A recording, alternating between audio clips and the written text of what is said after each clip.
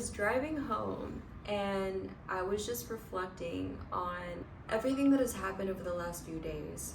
I never imagined that I would be here. I honestly did not plan to move into this apartment. I didn't plan on my career. I didn't plan on anything in my life. I just feel like because even though it's hard sometimes, I've been putting my life in God's hands.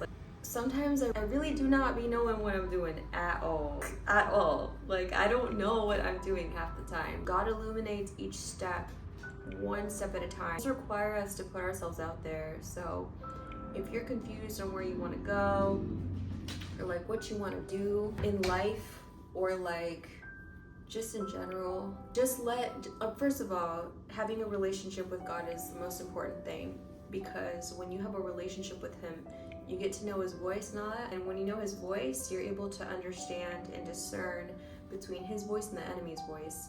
The enemy is going to lead you into things that are probably going to get you in trouble. God is always going to give you the superior road. It's going to be the road that goes, it might be a roundabout route, it might be the longer route, it might be the harder route.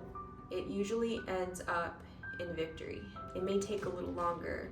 How many people in the Bible God told about a promise, but they didn't see the promise for years? I went through a wilderness season, and you continue to go through wilderness seasons throughout your life, and then you go through seasons of victory.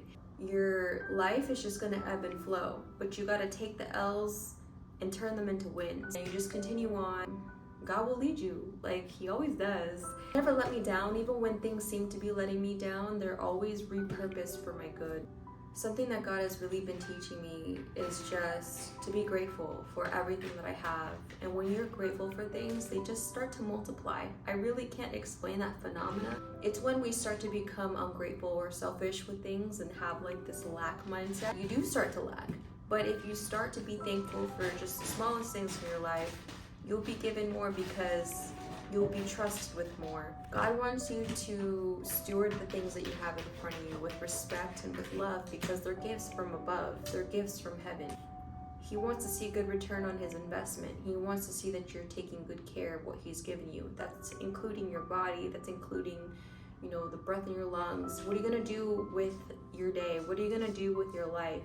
Are you going to make God proud? Is God going to say, good job, good and faithful servant, when you go to heaven? And sometimes it requires you to say no to certain people, to say no to certain things. Sometimes you're going to have to feel like you're missing out on things that are so temporary, like partying or going out. If you just focus and pay attention to what God has in front of you, He's going to lead you down a path that is so much more rewarding.